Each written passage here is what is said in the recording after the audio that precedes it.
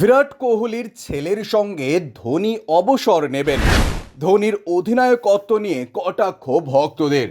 মহেন্দ্র সিং ধোনি আন্তর্জাতিক ক্রিকেট থেকে অবসর নেওয়ার পর বর্তমানে শুধুমাত্র আইপিএলে অংশগ্রহণ করছেন। তিনি গত বছর চেন্নাই সুপার কিংসের অধিনায়কত্বের দায়িত্ব থেকে সরে দাঁড়িয়েছিলেন, কিন্তু ঋতুরাজ গায়কোয়াড়ের চোটের কারণে বর্তমানে এই তারকা ক্রিকেটার আবার এই দলের দায়িত্বে ফিরে এসছেন। কিন্তু 5 বারের চ্যাম্পিয়নরা চলতি আইপিএলে একের পর এক ম্যাচে হারের সম্মুখীন হয়ে বর্তমানে মুখ থুবড়ে পড়েছে।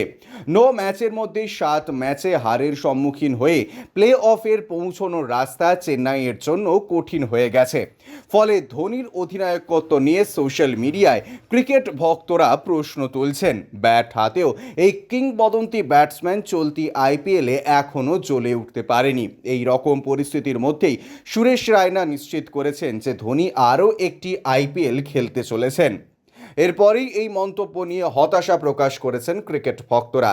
একজন কটাক্ষ করে লিখেছেন, ধোনিকে 2061 সাল পর্যন্ত খেলতে বলুন, যাতে বিরাট কোহলির ছেলের সঙ্গে একেবারে অবসর নিতে পারে।